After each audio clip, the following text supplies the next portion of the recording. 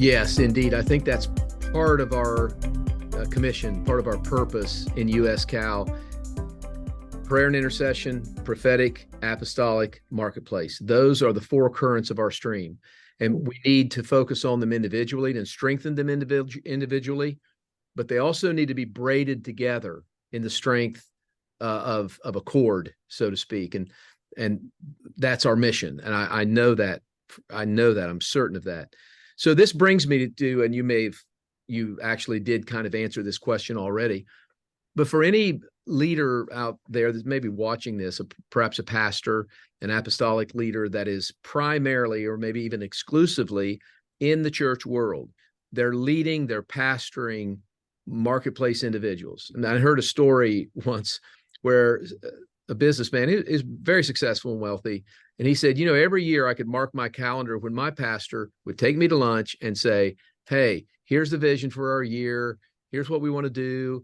And this is a vision God gave us. Can I count on you to write a check and help fund? And of course, the man graciously would always say yes. He said, this happened for 20 years straight, but not one time did the pastor ever ask me about my vision, about my purpose.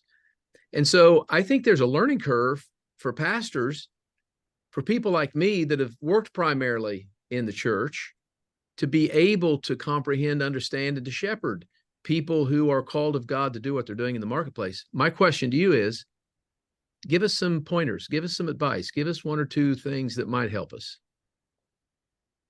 And this is not meant to sound pejorative at all, but when I say this, people have a tendency to resonate with this. So recognizing that God did not make a mistake by calling people to the marketplace. He called them there for a purpose and a reason. Mm-hmm. Therefore, they are not subordinate to any other calling or any other gifting or any other vision that the Lord has for his people. And I think that's important to recognize. And so your story illustrates the point that, marketplace people are great for funding whatever it is that the pastor's vision is.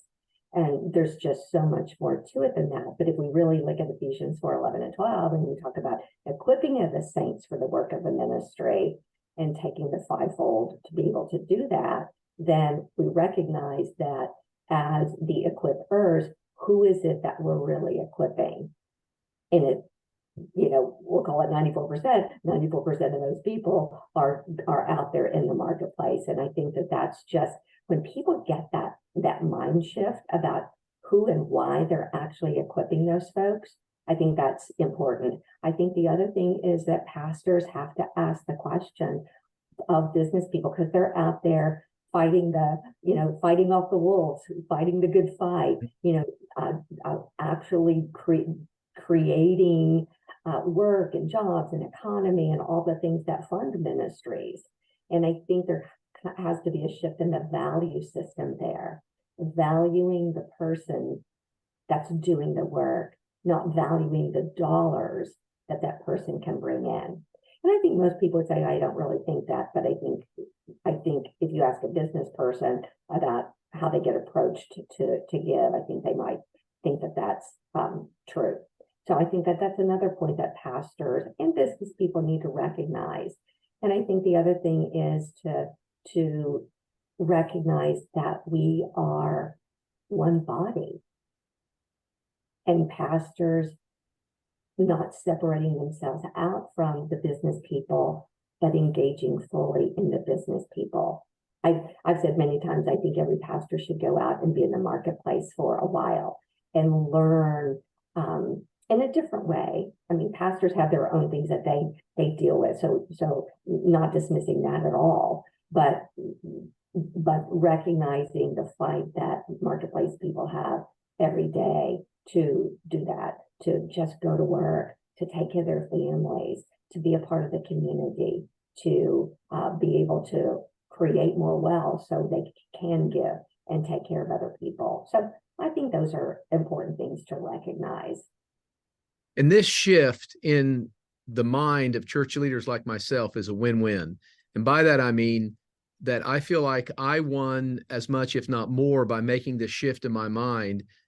But I think if you would speak to our leaders marketplace leaders and workplace leaders in our church, they would probably say they're the winners too, because it really helped them to be able to encompass what they're doing as part of the kingdom of God, and to bring value to what they're doing, to bring a kingdom purpose to what they're doing. And so I feel like the church wins. I feel like I won by making the shift, and they feel like they've won too. So it's a win-win. And I'm really glad that that's part of our DNA. And I think I really appreciate John Kelly so much in this, because he has allowed he's like a bulldozer that is bulldozed into it and then allowed a current to just flow to people like us. I think both of us would agree. So I want to move into the World Evangelical Alliance. Like, first of all, tell us what that is. Maybe not all the people watching this know exactly what the World Evangelical Alliance is. Tell us what that is, and tell us your involvement as you are participating with them, and the opportunity you have to represent ICAL and USCAL. World Evangelical Alliance was originally started for the purpose of bringing global leaders together. And so right now, the organization, and they consider themselves an organization, not a movement, have a membership of about 600 million members worldwide, the largest evangelical organization in the world. And their purpose is to be able to have regional leaders, whatever that means in a particular country, a particular state, in a region, in a location, to be able to reach out to other local, regional pastors, organizations, movement leaders, and find ways of common ground and working together. And so, to their own admission, had a meeting with them Sunday night, to their own admission, that sometimes they're really good at that and sometimes they're not as good at that, probably like all of us. But the purpose is to be able to have an aggregation of kingdom advancement really in those regions, sometimes around particular issues, whether it's cultural or socioeconomic or political, or church issues, but sometimes just about relationship issues and movement issues. So my role has been to connect leaders of these organizations. I feel like Bill and I both feel like that we've been called as matrix builders in the body of Christ. So however the Lord would use us to connect the leaders of these movements and organizations. So in this case, connecting John Kelly with some of the leaders, board members of WEA. So the meeting we just had recently was connecting John Kelly with the permanent appointee for WEA to the UN. And I felt like that was an important relationship connection, because as ICAL, we have people around the globe. And as we all know, religious persecution continues to increase. And the WEA has opportunity, because of its position within the UN, to actually help and handle some of those human rights issues and offenses against humanity and crimes against humanity. And so that was one piece. That was one of the motivations for making that connection. And also because I believe that as these leaders, both organizationally and movement leaders, come to know one another, then we have the opportunity to break down siloism. We have the opportunity to break down any kind of separation. And I'm not talking about theological, but I'm talking about just from a unity in the body kind of thing. But what's fascinating to me and such a blessing is that some of these folks have heard of one another, but they've never met one another. And to watch them have an opportunity to share about their journey, to share about what their organization or their movement is doing, to find common ground, points of collaboration. I think that gives us opportunity to continue to move on the continuum of unity in the body. So God is using you as a connector. That is such a unique and very strategic position. And I can't think of a better person than you to be in that position. I'm just so grateful that these doors have opened for you, and how you can help not just us in the acceptance of the prophetic apostolic movement within the greater evangelical community, but how you're also specifically connecting people in a relational way that is going to make a difference, that really allows us to be able to know someone on a personal level, because it's so much harder to be disagreeably rude with someone that's actually sitting in the room. We've got way too used to expressing ourselves on social media, where it's very easy to be rude. But you bringing people together like this is probably building more bridges than anyone can realize. And I hope that that's true, Mark. And, God does have a sense of humor. So I'm an introvert by nature. And so the Lord has me out there connecting with people, speaking at conferences and organizations and things like that, which people that know me well find quite humorous, because that's just not something that I would necessarily do. But because I feel like the Lord has called me to make these connections, and I feel like I'm a strategist by nature and gifting and calling, is like I understand, or feel like I understand, why the Lord thinks that is so important for his kingdom advancement. And therefore, if he says, do it, and he asks me to do it, then I'm going to do it the best way I know how. Yeah, well, you're doing fantastic. For such a time as this, that applies to a lot of different situations, including this one. Let's turn our attention to Lausanne. I remember first time I heard about Lausanne, I think I was in college. And I just associated it with Billy Graham, Francis Schaeffer, some of the great heroes of the faith. I never quite understood it until a little bit later in life. And I've seen it from a distance, but frankly, as an organization or as a movement, I haven't paid all that much attention to Lausanne. I probably should have. I know that when Peter was alive, he would talk about it. It was very instrumental in those early days as well. And now you're part of that too. And you got to explain to us, maybe for people that don't quite understand what Lausanne is as the original covenant, now into a movement, exactly what it is. And kind of like you did with WEA, explain to us what you're doing in that. Well, I got connected through Lausanne. I actually sit on a board of Baki Graduate University. And the president of the university was very involved in WEA and also with the leadership of Lausanne. So Lausanne held its first global workplace forum, which was focused on workplace people, back in 2018 in Manila. And so my colleague, my friend at the university, said, Kimberly, I'd love for you to come teach, that kind of thing. So I went and taught and attended, as did Joe Matera. And so Joe and I have a mutual friend, the president of the university, and his name is Brad Smith. And Brad said, I want you to meet with the head of Lausanne. His name is Dr. Michael O. And I want you to make that connection, because he also, a strategist, understands making these personal connections and building relationships is vital to kingdom unity. And so I did that, got the meeting. Joe, I met, a couple of other folks met, and we met with Michael.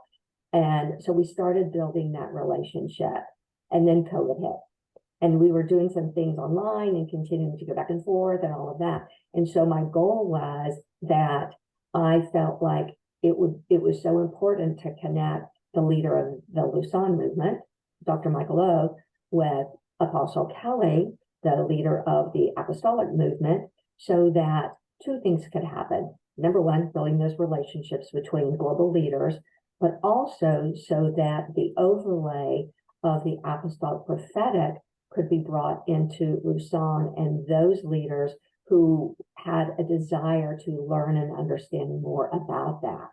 And so back in April, Michael O, Apostle Kelly, and I had dinner, and I had an opportunity to connect them. And it was just one of those beautiful moments of hearing of one another, but never having met, and being able to share one another's stories, but also to share vision and mission, and finding places where they think that they can have some common ground and be able to bring the apostolic prophetic into Lausanne and bring some of the beautiful things that Lausanne does, which is having a global presence and having just such a love for Jesus and finding ways to bring reconciliation. Some of the same 4 R's that we have in ICAL. Bring reconciliation, bring restoration, and bring those things to bear. And I tell this story because it was such a beautiful moment that after we had finished dinner, Michael asked Apostle Kelly to pray for him.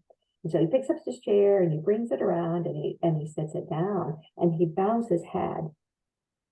And it was such a moment of humility for both, for Michael to be prayed for and for Apostle Kelly to be able to pray for Michael, and having these two global leaders have a moment of just relationship building, but just almost this place of, we're just two people trying to fulfill what God has called us to fulfill. And I just thought that was such a blessed moment of being able to do that. So we're going to continue to move forward and see what those points of working together, co-laboring, collaborating look like. Well, I really appreciate you taking some time to talk to us today about what's going on, sharing with us your personal life. Those were awesome stories. I'll probably tell the one about the confessional. That's just a classic.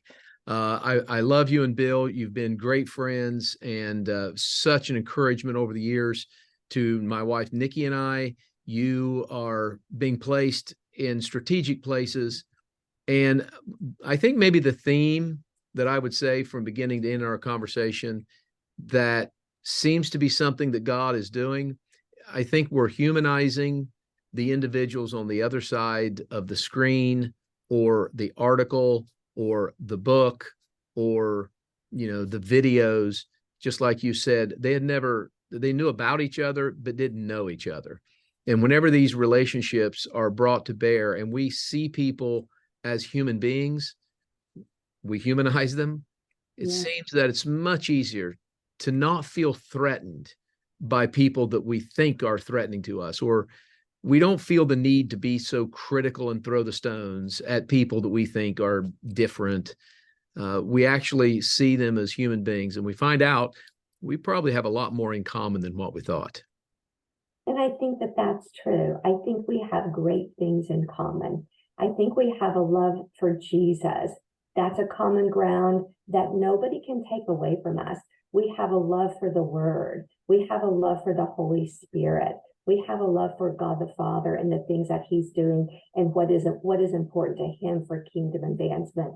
And once we have those things in place and agree on that, there's just not much to disagree upon. That is absolutely right. Well, thank you so much. We love you guys. We'll see you maybe in a few weeks in Dallas during the conference, and be blessed, and tell Bill I said hi. Thank you. All right. Bye-bye.